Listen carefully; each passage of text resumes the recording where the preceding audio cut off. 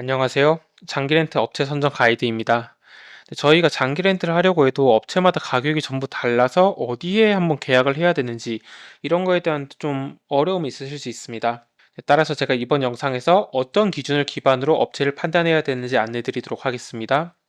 업체가 너무 많고 실제로도 같은 차량이나 같은 옵션, 뭐 예를 들어서 소나타 하이브리드의 어떤 옵션인데도 업체마다 최종 제시하는 월 납입료가 전부 다릅니다. 그런데 사실 이거는 문의를 하기 전엔 또 알기가 어렵습니다. 왜냐하면 대부분의 렌트카 업체가 저희 업체가 전부 다 최저가입니다, 이렇게 광고를 하기 때문입니다. 그래서 실제로는 문의를 하기 전에 좀 알기가 어렵습니다. 네, 그런데 저희가 문의를 하려고 해도 뭐 어느 정도는 알아야지 상담 단계에서 어떤 내용을 말해야 되는지, 그리고 이 업체가 싼지 비싼지 이런 걸 판단을 할 수가 있게 됩니다. 네, 그래서 제가 이 판단 기준 5가지에 대해서 말씀드리겠습니다. 네, 이걸 기반으로 이 업체가 괜찮구나, 그리고 또 이 업체는 좀 비싼 것 같네, 네, 이렇게 기준점을 세워주시면 됩니다. 네, 실제로는 크게 이 5가지가 있습니다.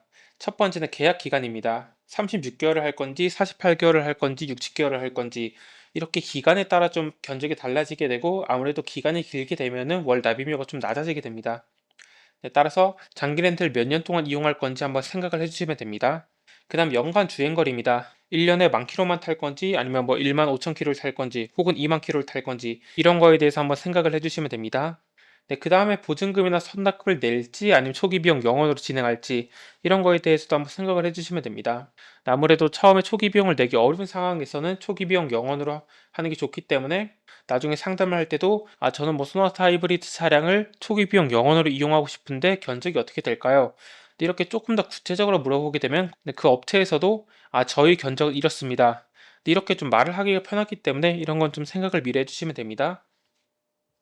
네, 그다음 보험 조건입니다. 네, 기본적으로 장기 렌트는 보험이 좀 돼 있지만 그 안에서도 보험 조건에 따라서 좀 견적이 달라질 수 있기 때문에, 평상시 생활하는 습관을 보고 저는 이 정도 보험까지는 필요할 것 같아요 라는 걸 간단하게 생각하고 나서, 그거에 대해서도 한번 질문을 해보시는 걸 추천드립니다. 평소에 좀 도로가 안 좋은 곳으로 다니거나 아니면 뭐 차가 엄청 많거나, 그런 데면 좀 사고 날 위험이 조금은 더 있기 때문에 보험을 좀 세게 하는 게 나을 것입니다. 네, 그 다음에 옵션과 출고 시점입니다. 뭐 차량의 트림이나 아니면 뭐 다른 옵션 같은 걸 어떤 걸 넣고 싶은 게 있는지, 그런 게 좀 정해져 있다면 그거에 대해서도 미리 한번 생각을 해보는 게 좋습니다.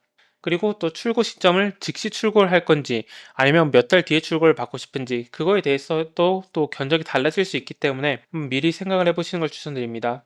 왜냐하면 그 렌트카 업체에서도 대표님께서 이렇게 어느 정도 생각을 미리 정리한 다음에 문의를 하게 되면은, 이분은 진짜 바로 구매할 만한 고객이다, 이렇게 생각을 하게 되면서 견적을 조금 더 저렴하게 해줄 가능성이 있기 때문입니다. 네, 그래서 이 5가지를 한번 간단하게라도 지금 생각을 해보시는 걸 추천드립니다.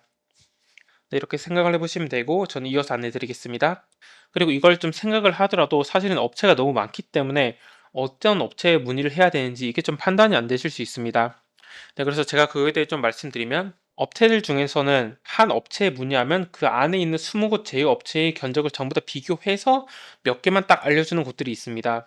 네, 그러한 곳들에 문의를 해야지 좀 알아보는 비용이 덜하고 같은 옵션에서의 가격 비교를 할 수 있기 때문에 그런 데를 하시는 걸 추천드립니다. 네, 그래서 제가 댓글에 있는 링크도 20곳의 견적을 한 번에 비교할 수 있는 사이트를 안내 드린 것입니다.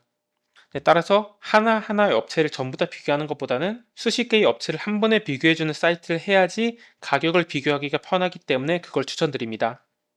네, 그런데 그걸 비교를 하려면 좀 어느 정도 기준점은 있어야 되기 때문에 이 5가지에 대해서 제가 말씀드린 겁니다. 네, 따라서 여러 업체를 한 번에 비교할 수 있는 곳에서 문의를 해보는 걸 추천드리고, 제가 한번 대표적으로 예를 들어 말씀드리도록 하겠습니다. 대표님들께서는 댓글에 있는 링크를 클릭해 주시면 됩니다. 링크를 클릭하시면 다음과 같은 사이트가 나올 것입니다. 물론 전 컴퓨터로 지금 안내 드리느라 화면이 좀 다를 수 있습니다. 좀 내리다 보면 이렇게 견적을 문의하는 곳들이 있습니다. 따라서 수십 곳의 견적을 한 번에 비교해 보고 싶다면, 이름, 뭐 저는 임시로 그냥 테스트라 하겠습니다. 이렇게 적고, 연락처 뭐 010 이렇게 임시로 적고, 그 다음에 희망 모델 뭐 소나타 하이브리드, 뭐 실제로는 조금 더 구체적인 옵션을 적어주시면 됩니다. 그리고 여기 견적 신청을 이렇게 누르게 되면은, 접수가 되었다고 나오게 되고, 이 업체에서 그 견적이 어떻게 되는지 좀 연락이 올 겁니다. 그럼 대표님께서는 저는 한 60개월 정도 타고 싶고 초기 비용은 없애고 싶은데 견적이 좀 어떻게 될까요? 이런 거에 대해 질문을 해주시면 됩니다. 네, 그러면 여기 업체에서도 이분은 좀 원하는 게 명확하니까 빠르게 응대를 해야겠다 이런 생각을 하게 되면서 견적을 좀 저렴하게 해줄 가능성이 있습니다. 네, 그렇기 때문에 제가 안내드린 사이트에서 한번 문의를 해보시는 걸 추천드리고 그 전에 문의를 할 때는 이 5가지에 대해 간단하게라도 한번 미리 생각을 해보시는 걸 추천드립니다. 네, 이렇게 하여 지금까지 장기 렌트 가격 비교 사이트를 어떤 기준으로 판단해야 되는지 그거에 대해서 말씀드렸습니다. 네, 그럼 이상으로 영상을 마치겠습니다. 감사합니다.